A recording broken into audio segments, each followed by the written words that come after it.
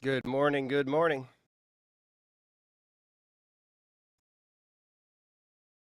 Happy Taco Tuesday out there to all those who celebrate this momentous occasion. Hope y'all are having a good trading week. Looks like we're going to be having a pretty interesting open here. Certainly futures looking pretty spicy to the upside.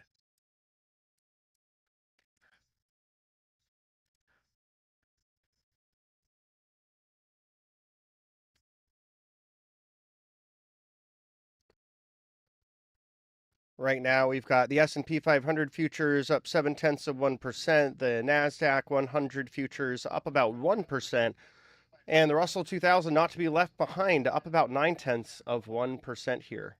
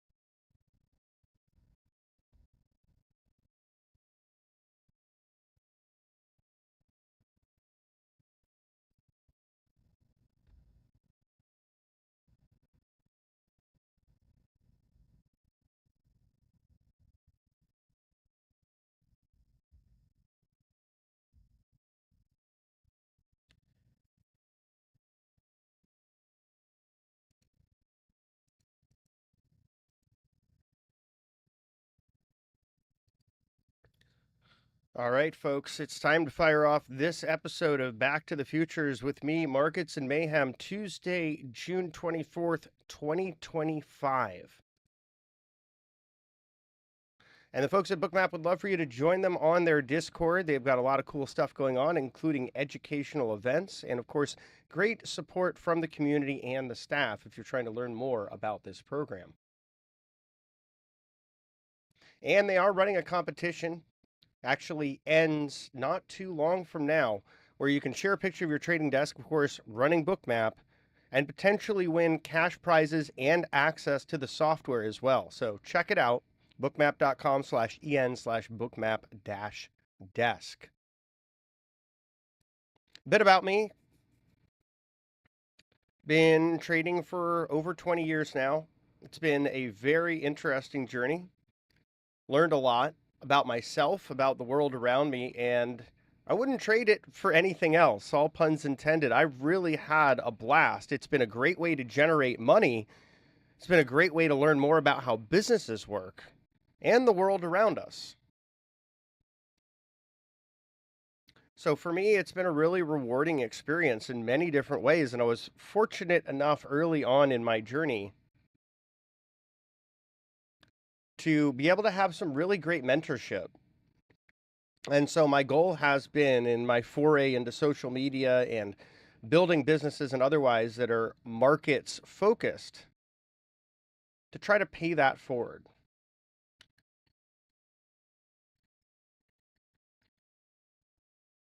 And so that's what this is all about today. And really, my presence on Twitter and the company TraderAid that I founded, it's all about helping people learn more about markets to try to find consistency. I focus on realistic outcomes. I'm not going to try to sell you on the idea of lottos and Lambos. I'm going to try to help you build consistency so that you can become in a place you can become more able to take control of your financial independence, of your future. That's really my goal. Because I think anyone can learn to trade, but so few do because they don't want to put in the work. And I get it. It is hard work.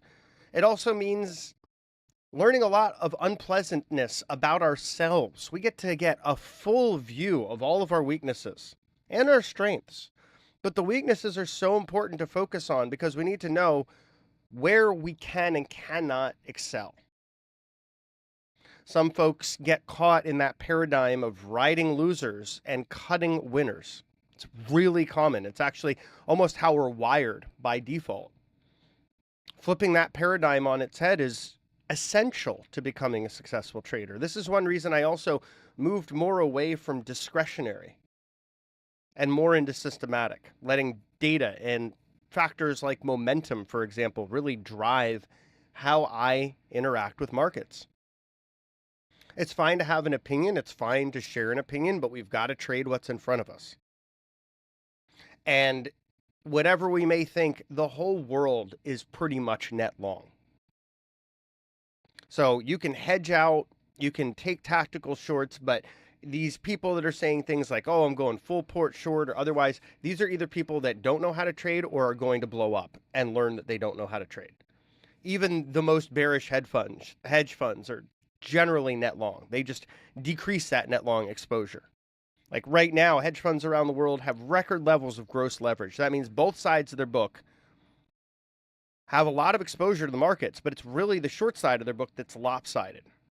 But they're still net long. It's an important distinction to make. Now, why do I watch order flow? For me, it's pretty simple. I like to focus on trying to find opportunities where one side seems like it's getting either a little offsides or enjoying an advantage that could carry the price action further in the direction that favors them. So I like to watch, for example, things like deltas, differentials in the volume profile for the session, or in the trades that are happening at that specific moment in time. And you can see that in Bookmap with the delta volume bars as well as the delta volume bubbles. You can kind of see it in the background of this slide. Also like to look for large passive order flow like icebergs, because icebergs can be helpful to know which side is starting to show more interest at a specific price. And if those icebergs are coming in when the market looks like it's starting to get a bit toppy, when you've had a bunch of stops blown out by the other side, and all of a sudden you start seeing icebergs taking the other side of that trade. So for example, let's say you get a big move higher, a bunch of shorts get blown out, you see their stop runs, which you can see in Bookmap with the Rhythmic or Bookmap packages for MBO data. You actually get to see those stops and icebergs. If you have a big stop run, and then there's a large amount of iceberging happening from the other side, let's say that these shorts are getting stopped out, so they're essentially buying, and then you see icebergs coming in and selling into that by the thousand, that can be part of what you see during a reversal that is driven by order flow. So I like to look at that contrast between stops and icebergs, but especially focusing on those really large iceberg events and those really unusually large stop out events as well. And then exhaustive trading action where one party gets offsides. I've even built an indicator for this that shows up when we see exhaustion to help identify those potential turning points. And it's been pretty helpful to see that rather than just having to kind of parse in a discretionary way what the order flow is telling us. It's more helpful to have that sort of systematic approach, which is why I built an indicator based on my data, based on my research, looking at where things tend to typically potentially turn around. Let's take a quick look at the options. Even though we are implying a trade this morning of the S&P opening at around 60.67 in just about 22 minutes, 6,000 remains a really formidable magnet level, and it's worth watching. Also noteworthy, as you can see here on the chart on the right, you've got a lot of positioning rolling higher here. So that's telling you there's folks running larger desks that are getting increasingly bullish of this market. You can also see the exposure to the downside's quite limited. So it's getting a little bit lopsided. NAAIM positioning came out in the mid-90s. I think it was 94. So you're seeing some measures of managed money positioning also getting just a bit extended. So it's just something to keep in the back of your head that everyone seems to be on the same page. We're moving higher. Sometimes that kind of complacency and a bit of crowding in that part of the trade can be a tail fattener to the left side. That is to say, if we have some kind of risk-off catalyst, it can be a little bit more appreciable in the price impact because it's a bit of a crowded trade. Now let's take a look at the SPX options visualizer levels here. This is kind of breaking down what we're seeing in those charts. So we do have a call wall. It is rather formidable at 6,100. And below us, we have some support at 60.25 at a put wall that was formed during yesterday's trading. Remember, we're in the first week after options expiration. So we're starting to see some of this positioning really take shape. We also have gamma flip around 6,006, the vol trigger at 6,000, and then a chunky gamma level at gamma 2, 59.05. So these are all going to be important levels to watch on the upside. If we get above that call wall, we've got 6,150 and 6,200 to watch. These are SPX cash levels. The delta between SPX and S&P 500 E-mini futures about 47.5 today. We also have these levels for NDX, and similarly, we're getting pretty darn close to the call wall there. In fact, it looks like we're set this morning to take a bit of a hop over it. So if the call wall is 21,860 and cash implies an open of 22,069, it looks like we're going to do a little wall hopping this morning, and that even puts us above key 4. So this is going to be a pretty interesting day. It looks like a lot of the move that we would have expected has already happened. So that can be a market where, you know, either you need more catalyst to continue the upside, or we could fade a bit in regular trading hours. At least that's something I'd be looking out for, especially with some of this catalyzed by the idea of a ceasefire, and yet some of that ceasefire itself seeming a bit tenuous.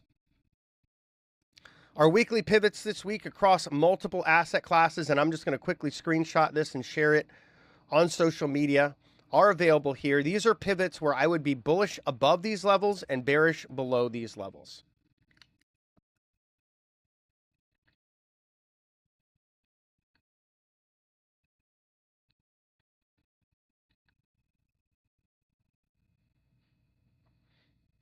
And we do have some pretty cool deals right now. 40% off of Bookmap. This is an exclusive promotion we have as a partner with Bookmap. Visit TraderAid.com/bookmap. That's TraderAid.com/bookmap. Scroll down to the specials, and you can take advantage of this special offer right now for your first billing period of Bookmap. So with that all being said, we're going to dive in here. And on screen, we've got the S&P 500 futures. And of course, I welcome your questions throughout this. So if you have any questions while we're on the broadcast here, feel free to share those with me.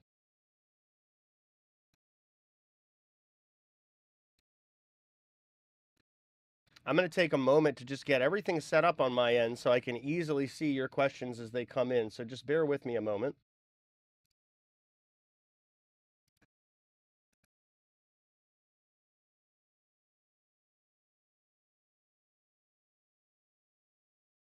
Yeah, sorry, Tom, to let you down. Tom Quimby says, oh, drats, another no Lambo channel. Oh, well, that is right.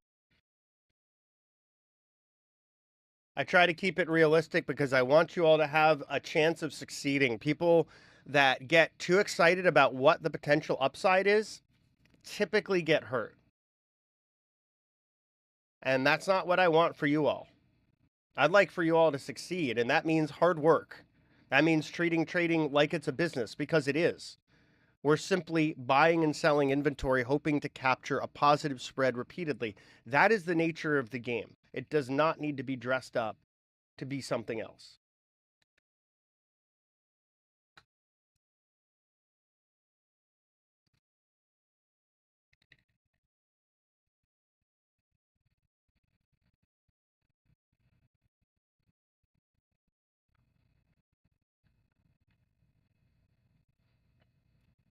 So S&P futures here just sort of trading sideways a bit. We did have some notes coming out this morning from various news sources saying that Israel attacked a radar site in Tehran, and that was seen as a violation of the ceasefire. They said it was Iran that violated the ceasefire, but Trump weighed in this morning and even dropped an F-bomb when he weighed in, saying he was pretty disappointed that there was any more escalation at this point, that, you know, what happened last night didn't warrant any further escalation. So we'll see how that all plays out today.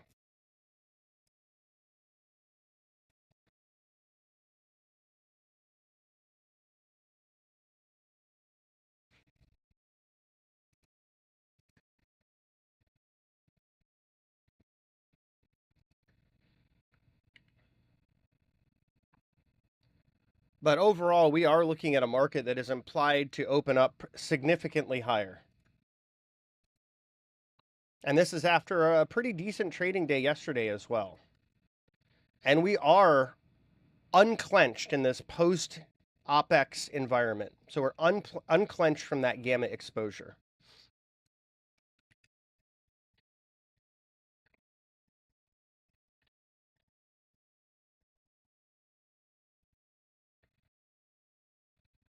I got some folks saying good morning to me, so I'm just going to quickly reply back to them because it would be rude not to say that, right? And good morning to everyone out there listening, watching. Appreciate you all. I know there's a lot of crazy stuff going on in the world right now. I feel bad for the civilians that are caught in between warring powers or powers in a tenuous ceasefire, whatever it may be. I feel bad for the innocent folks caught in the middle.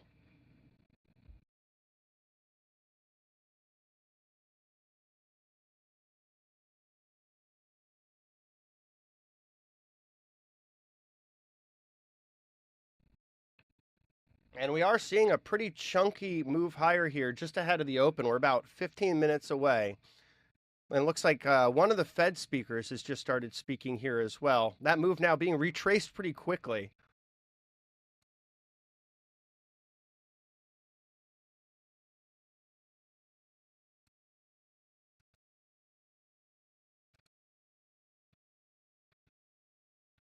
Now I'm going to bring up some other charts real quick while we wait for the market to open. Just have a little fun with this.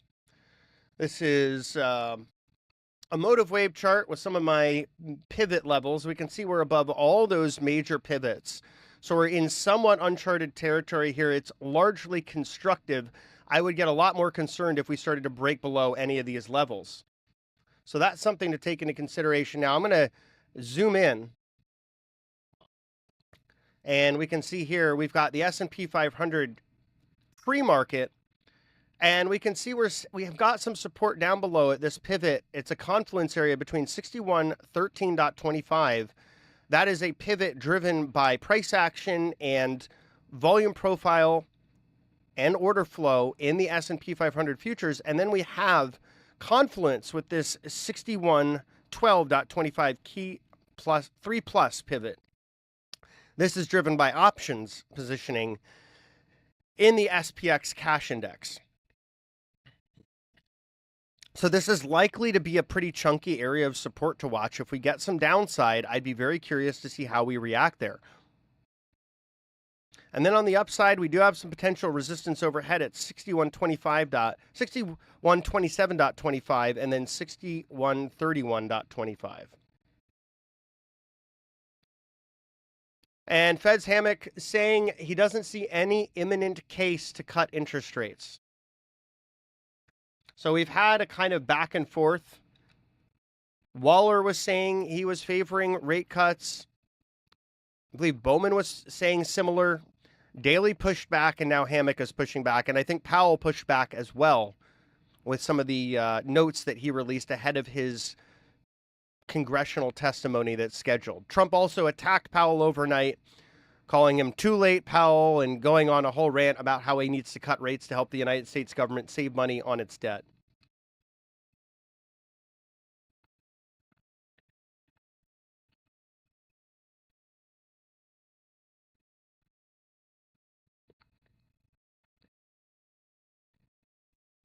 So that's something to just keep in the back of our mind. You've got the market's pricing in about 2 rate cuts.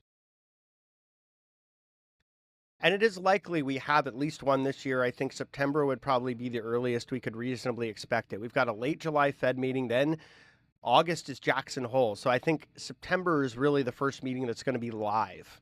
And so I could see a cut in September and then maybe another one in December this year. And that assumes that data continues to go in the right direction, showing stable inflation at a lower rate of change and some further deterioration in the labor market. The Fed really does want to see that. They have this sort of dual mandate, maximum employment, stable prices. Now, the latter is a bit of a joke. If you look at cumulative inflation over time, you'll see it really has appreciated markedly. So even though the rate of change has stabilized, prices remain very high.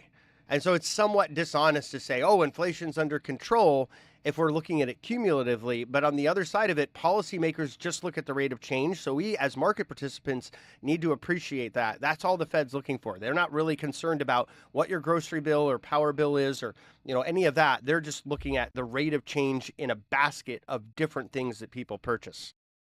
They tend to focus on core PCE, looking for that to level out to around 2% per year.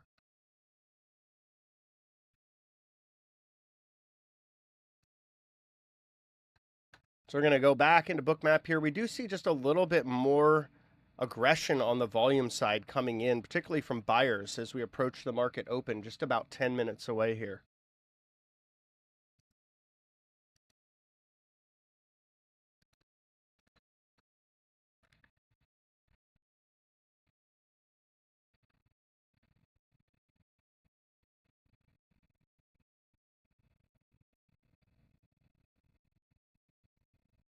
And RS says in one of the YouTubes that I'm streaming to so many different places right now, so I do have to kind of go through and parse all the chats that these places have. I'm on 2 YouTubes, Twitter, Discord, Kick, Twitch, Substack. So there's like a lot going on. So if I take a little time to get to your question or if I miss it, that's why. So RS says, hey, here's an idea for Trump. If we are spending too much money on interest on U.S. debt, how about reducing the debt? Yeah, I think that at least reducing the deficit would be a good idea. I don't know that we can reduce the debt itself because, that involves paying it down, and we don't even have the excess of capital to pay all of our budget, let alone the debt. So I think we should reduce spending. And there was some interest in doing that until we started to have to confront the tough decisions involved with actually cutting spending, which, involves a lot of unpleasantness. And the one of the largest areas of spending is our defense budget, and a lot of that money doesn't get accounted for. So there's probably hundreds of billions of dollars that could be saved there if we were a little more rigorous about auditing the spending of just the DoD. There's a lot of low-hanging fruit, and it's a shame that initiatives to sort of thoughtfully shrink the government really just came down to partisan nonsense, and very little was cut.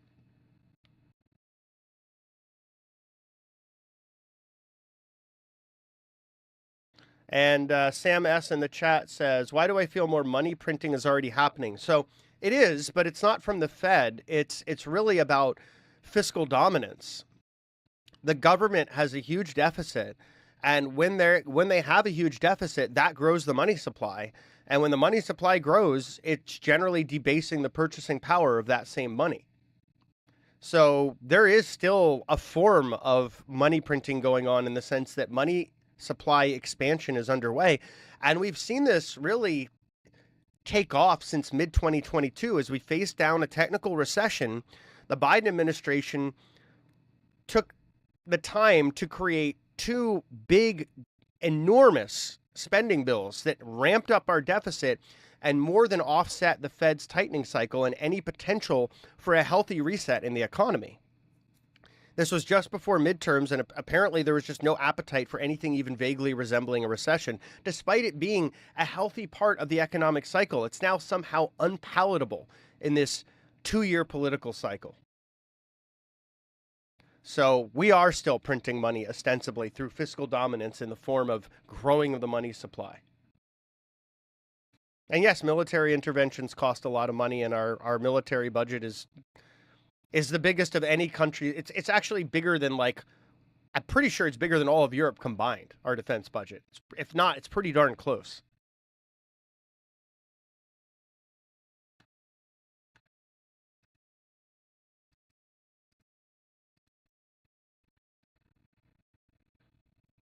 Hey, Ash Gray, welcome to the stream.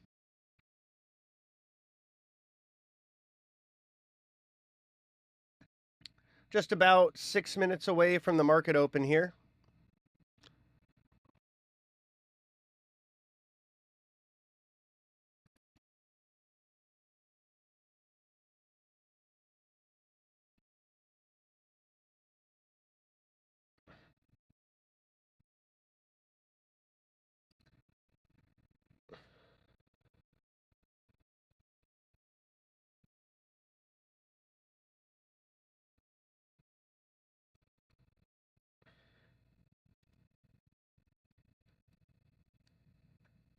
And let's take a quick look at the futures heat map here just ahead of the market open.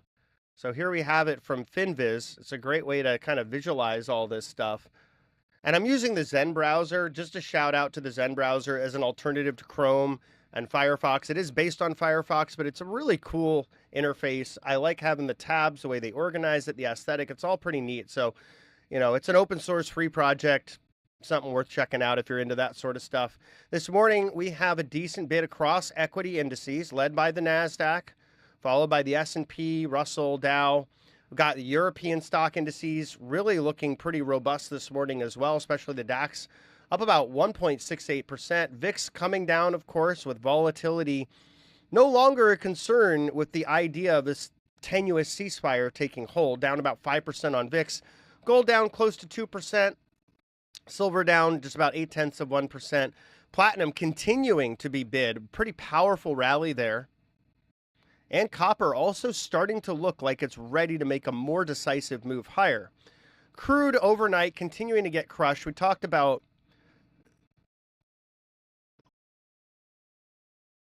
some of the pivots to watch here. 65.05 is the level I'm going to be watching on crude pretty closely. I think it could offer us some support.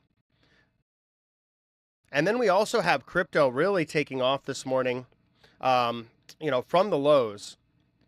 So looking at this for Bitcoin, for example, you could see as soon as there is an idea of, and I got to zoom out a little bit more to see this, as soon as there is an idea that there is going to be some kind of cessation of the hostilities, or at least that the worst was over for now, it really ramped off those lows by about $5,000, and it's held those gains pretty well.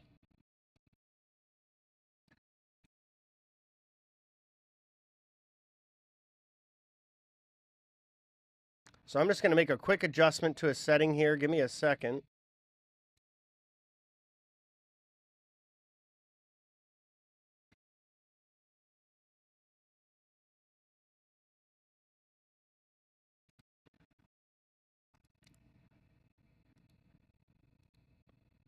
There we go. And looking at a chart of gold here, let's just zoom out for the overnight session.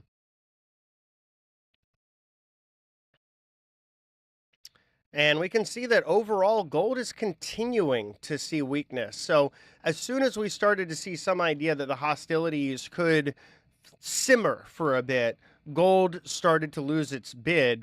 But now that we've heard more and more that there's likely to be a sustained pause in hostilities, gold has come off of its earlier highs. I don't think the story in gold is over yet. This is healthy consolidation, if not even a corrective impulse. But gold has been largely driven by broader uncertainty than just what's happening in geopolitics. And I do think that by and large, is set to continue as we go on throughout the year.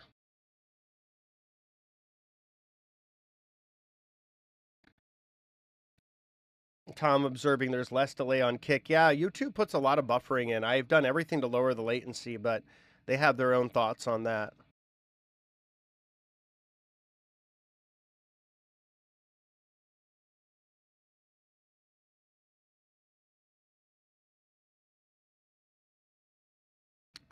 Let's check on the NASDAQ futures here.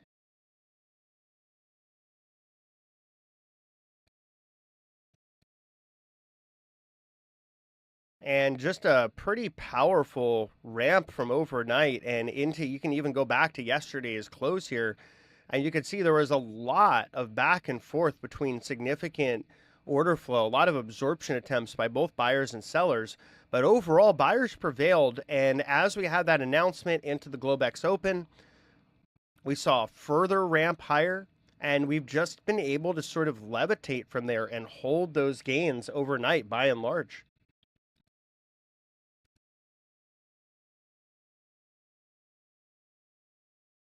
Just about 1 minute away from the market open. And so my thought is ahead of today that a fair amount of the reaction function may have already occurred here in terms of the positive news. So we may have more of a consolidation day.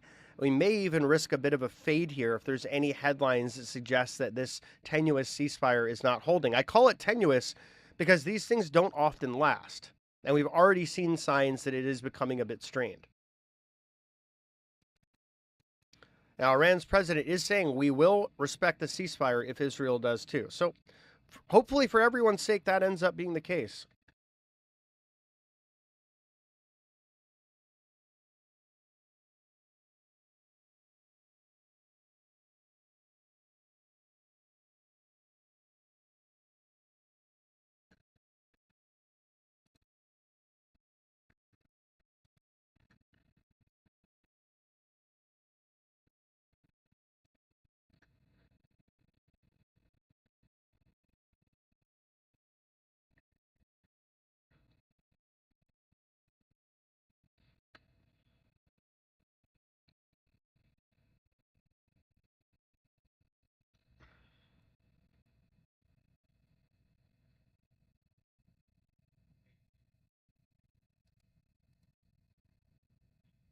And markets are open here.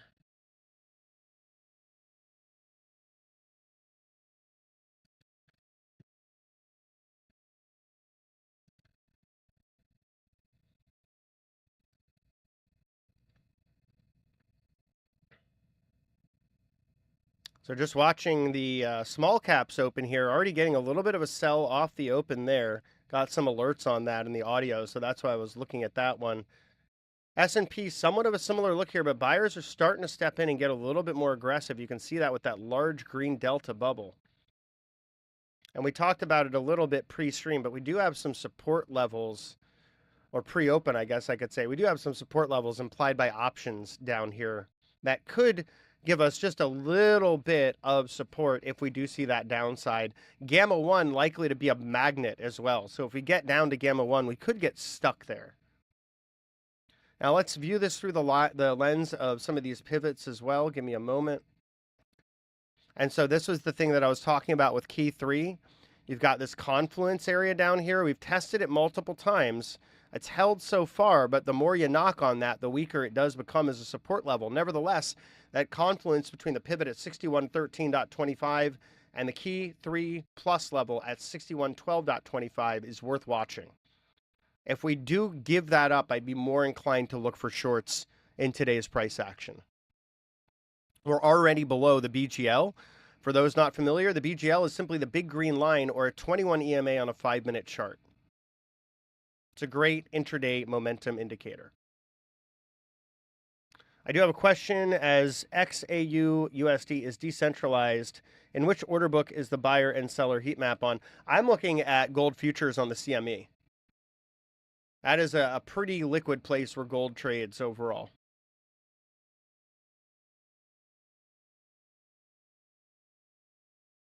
I believe it's the August contract.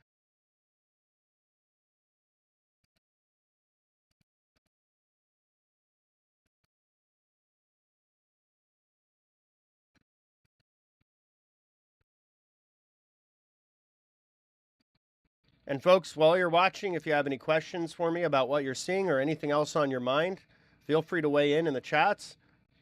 I am regularly checking in.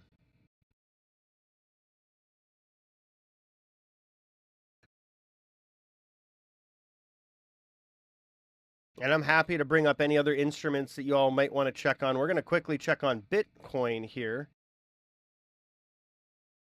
Bitcoin, like we talked about, it had been holding pretty steady after that big ramp up, but now we are seeing some selling pressure off the open, taking price below the point of control. Earlier, buyers had absorbed sellers pretty aggressively. That's actually part of what had pulled the point of control lower, was all that selling. But buyers had stepped in. We got a bounce off that. We held above the point of control, but now sellers are becoming more aggressive, bringing us below that key psychological 105,000 level and seeing some continuation lower as they become more aggressive here.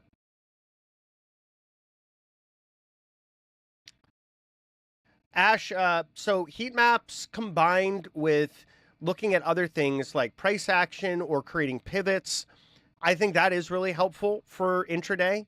So for real short-term stuff, whether it's scalping or, identifying intraday trends, I do believe Bookmap adds a lot of value, at least for my process. I know we're all wired differently, but for my process and the way I look at things, it's helpful. I've even built tools that I layer on top of Bookmap to add some additional systematic approach to the way that I try to trade these things.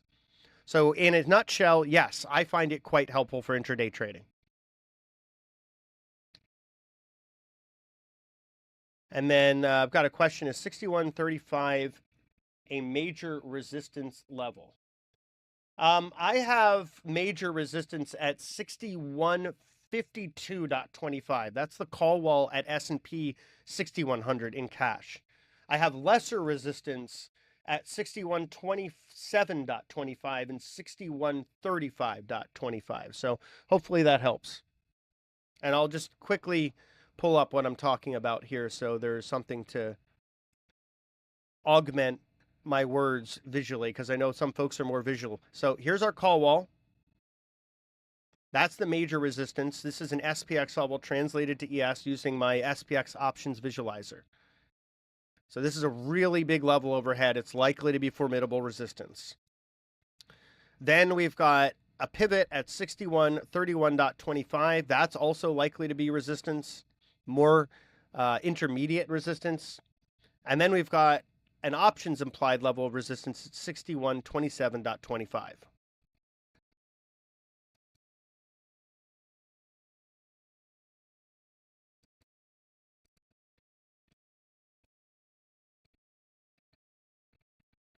And we do see the pressure in Bitcoin continuing here.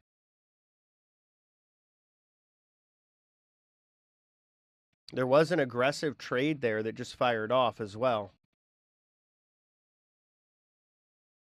Let's check back in on the markets here. We're going to move over to the SPY because I know some folks trade the ETF in lieu of the futures. We do have a call wall on SPY to watch over here at 605 as well. And there is some confluence with that call wall and a large offer overhead. So worth watching. It also is confluent with the point of control. So you could say 605 on SPY, kind of a big deal level. There's also a pretty aggressive buy delta from earlier there on the session volume profile.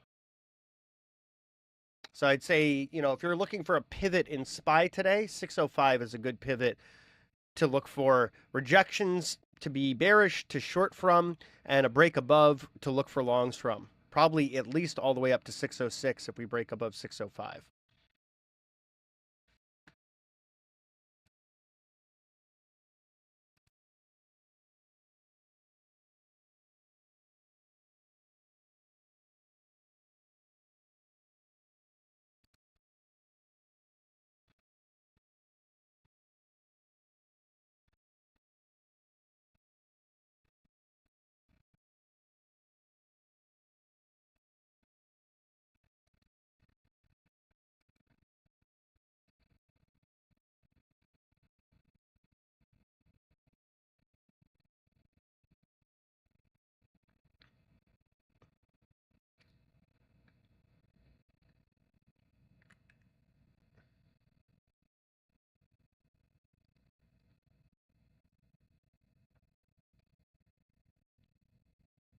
So someone's asked for a chart of Oscar and whether it's a I don't just do buy or sell. It's buy, sell, or hold to be practical about something like this. And if you don't have it, hold means not buying it.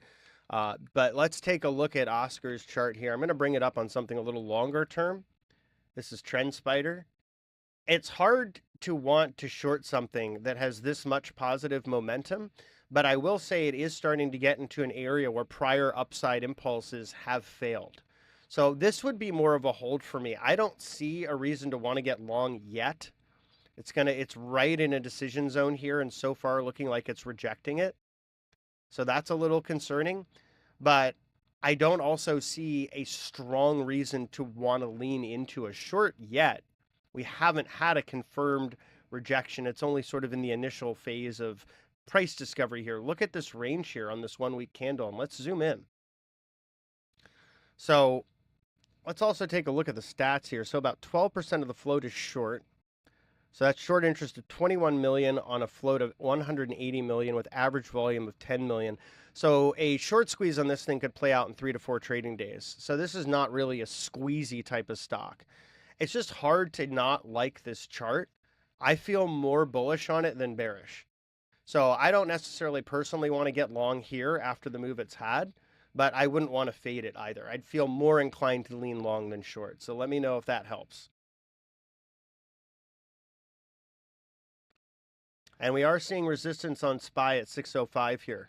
That call wall. But we did see the offer. It looks like it was absorbed by buyers in that aggressive bubble. So that bubble shows buy delta was pretty darn big there.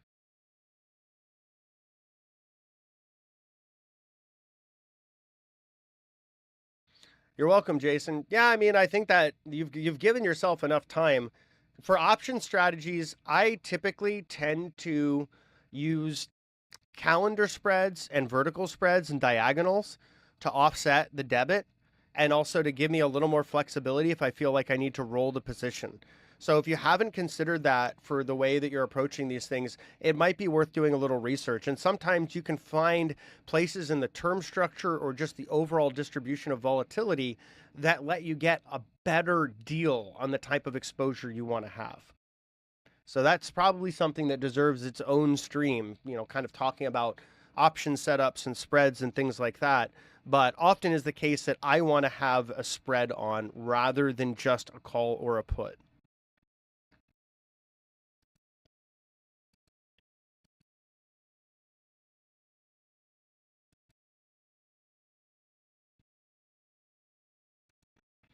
So I got a question about, hey there, how do you take a scalp on gold? Please quickly walk us through your Bookmap Confluences stepwise.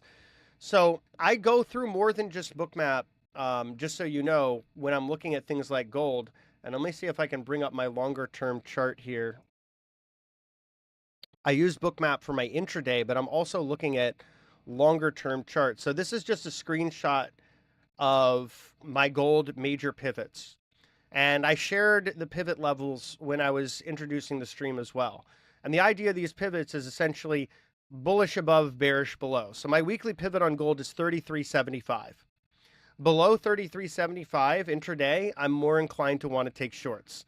So that's your initial area of decision making is, I'm looking at my pivots, which are programmatically generated based on order flow, based on positioning, based on volume as it's played out and the price action that's happened. And 33.75 is a pretty important area. As we can see, it's been decisive. So the fact that we're below it makes me want to take fades in the shiny stuff. And then on the other side of it, you look at what's happening with geopolitics. And of course, that tells us there's less concern in the present about an escalation. So that's a gold sort of, it's negative for gold. It's more risk on. Gold tends to be a little more risk off. But then the other thing that you see in gold here, and we'll zoom it out a little bit, it's a pretty clear micro trend structure of lower highs and lower lows. And this is pretty simple stuff. But if you see lower highs and lower lows playing out, you're in a downtrend intraday and on any time frame. So that's the other thing I'd be looking for, is to fade those lower highs. Every single one has been giving traders an opportunity to fade them. You've also had a lot of aggressive selling. Look at this selling pressure right off the market open. That was pretty big for gold, for the GC contract. And then if you zoom out further, guess what? Bigger downtrend. Lower highs, lower lows, lower highs, lower lows, lower highs, lower lows, lower highs, lower lows. Bit of consolidation, then lower lows. So that's the other thing that you really want to look for, is that trend structure. Now, when we're zooming back in, looking at exits and entries and things like that, you can look at the heat map itself specifically to get a sense as to where there's interest. Right now, there's a reasonable amount of interest at 3,300. You got 71 contracts on the bid there. Now it's, just about 71 contracts on the bid there. So that would be a reasonable place, if you had been fading this move, to look at taking a little bit off based on where interest is being expressed. And if you zoom out more, you can see there's really not a lot else going on that same heat map. So if I was looking for an area to cover gold after scalping this thing, I'd be looking at 3,300 as that first place to maybe take 2/3 of the position off. And the rest I'd likely let run with momentum. Some folks call those runners. Love them or hate them, runners can be a productive way to manage your trades so you're not getting in and out all at once. Typically, I prefer to scale into trades as well, using 2 or 3 entries. So Wasim, let me know if that's helpful.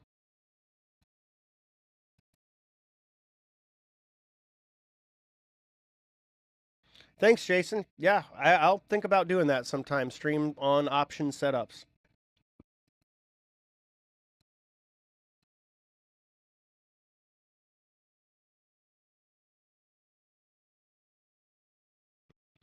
Do you see some mild iceberging in gold? So there's a little bit of tepid buying around the margins here off the lows.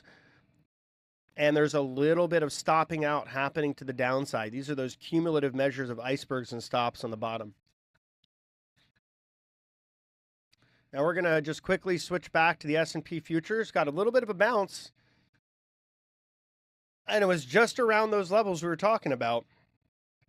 We talked about that confluent area of potential support around 61.13, 61.12. We've got to move from just around that level higher. And we're now grinding against key 2 plus here with a pretty chunky offer overhead at 61.35. So it looks like buyers are trying to take control of the tape here in the S&P, probably give us a push back up into that offer area, and then we'll get a chance to see how this auction is playing out. If you think of the market as a three-way auction, this would be the part where you get a sense as to whether the buyers have the demand to take out that supply. If they do, the auction should continue to push us higher. And that's really what the heat map is all about, by the way. It's really about visualizing that auction and then confirming where there's these key points of interest and how price reacts to them. Because you get a sense as to who really has control. For example, if you get up into one of these larger areas of offered liquidity and price rejects there, that's telling you buyers don't have the demand and you may see a reversal play out. So that's another reason that heat map can be helpful. And we're starting to push above key 2, and you may recall we do have a pivot to watch here. I'm going to just pull up this other chart for the S&P. I've got a lot of these on this system here. So here we are. Grinding up again against really 6131.25. We're very close to it. That's the next level of intermediate resistance to watch. And then really from there, it's pretty much blue skies up to 6152.25. If we make a big push above 6131.25, we could have a decent move higher from here. And we're starting to see some of the options flow coming in as well. So going to be worth watching that, see the distribution between the puts and calls from the SPX options visualizer. And you guys can learn more about that if you're interested. TraderAid.com/SPX. It's an add-on for Bookmap and MotiveWave I created. And there's more coming too for the NASDAQ futures and ETF, the SPY ETF, IWM, and then eventually all the Mag 7. And you can see there's some confluence here between this large offer of liquidity and that pivot as well. So the market kind of looking at that as a decision zone as well.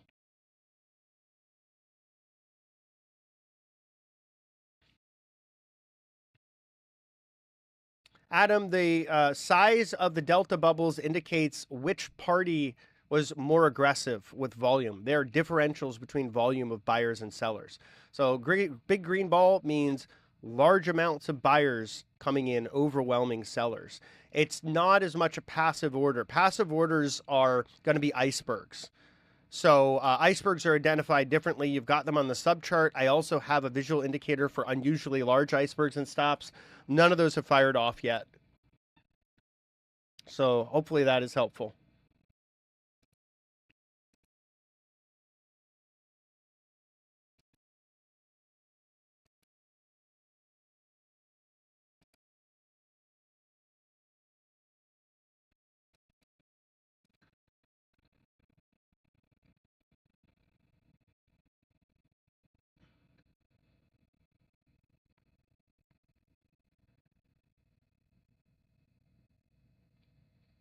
So starting to see some of those options flows coming in. The most active call strike just around that call wall area. So that's 6,100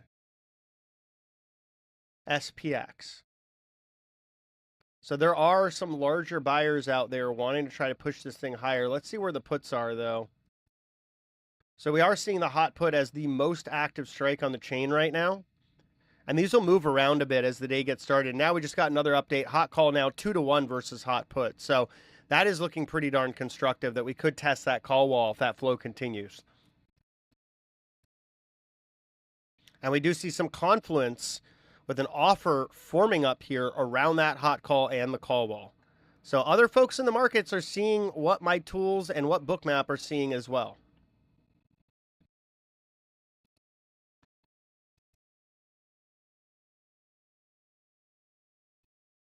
And a bit of a rejection.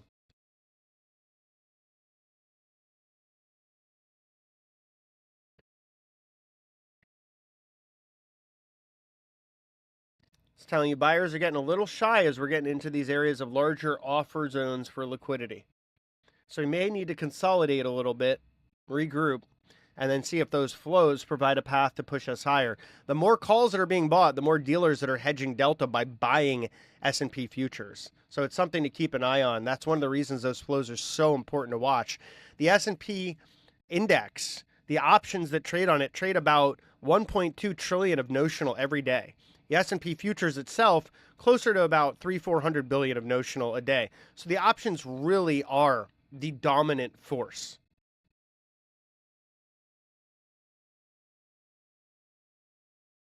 And over half of that trading in SPX options is 0-day.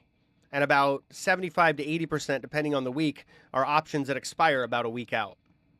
So it's pretty incredible. It's lots of short-dated trading. And us retail folks, we're dominating those flows. We are the bigger component of SPX trading now. It's pretty incredible.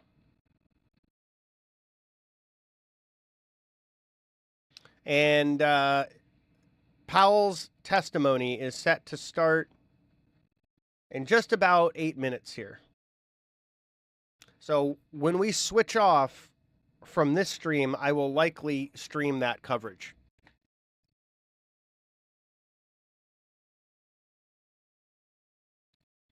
Just as a heads up. And that'll just be on Twitter. I won't have that on all the other streams, but I likely will stream Powell's testimony because why not?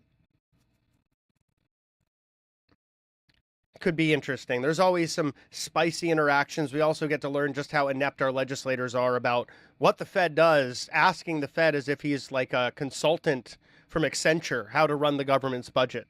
It's crazy stuff every time. It really is. But at least, it makes for some good material to watch with some popcorn beside you. So we do see call flows continuing to build up here. That plus by the 3K indicating that is the most active strike on the chain. And we just saw the warm call roll up as well. So you see a lot of interest in higher prices here. So we may consolidate for a bit, but it's looking more and more with these flows that the path of least resistance may indeed be higher.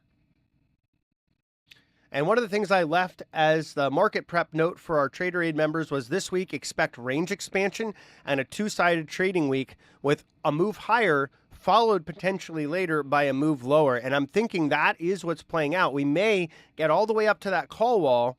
And at that point, I'd be much more interested to see how things react because that would be a pretty decent place risk reward to see a reversal and follow it lower.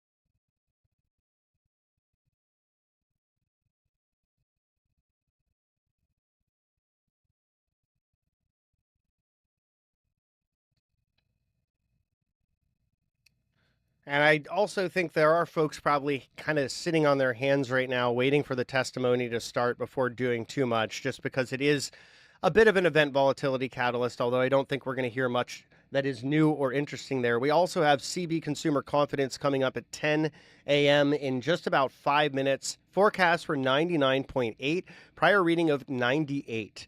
And this number can move the markets, but mostly if it is a deviation that is unexpected or if there's some other details in the data that shock or surprise participants.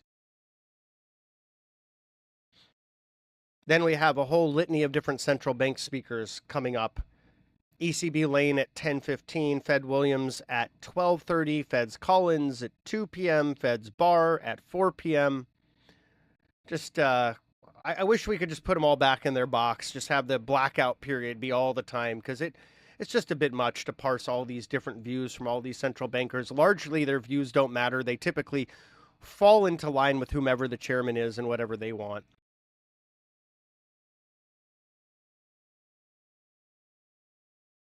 But nothing about the way the market's consolidating here is making me think this is the moment to fade. I'd need to see a real break. And I'd like to see that break below 6113.25 and 6111.50 now to confirm that we've got room lower. So if we do make a determined push below that key 3 level and the pivot just below it or just above it, that would have me looking for fades. Right now, it's still sort of a sideways chop with call flow continuing to build at SPX 6100.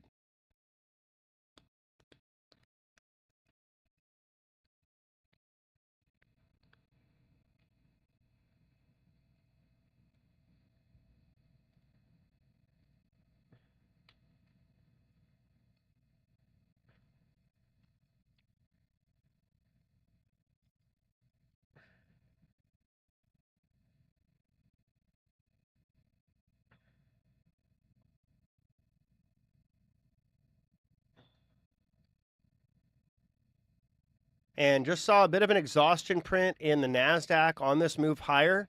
Buyers got a little bit aggressive. You can see that row of vertical circles there. So that is something to watch. Buyers got a little ahead of themselves on that move, and now we're starting to see sellers come in and take advantage of that exhaustion. This is why that exhaustion indicator can be pretty helpful.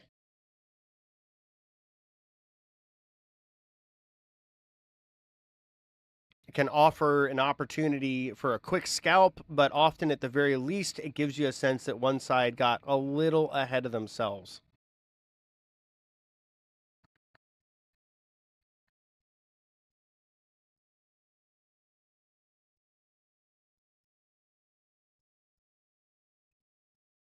And folks, if you want to learn more about my work, visit TraderAid.com. Got a great community. Also have the SPX options visualizer and other tools.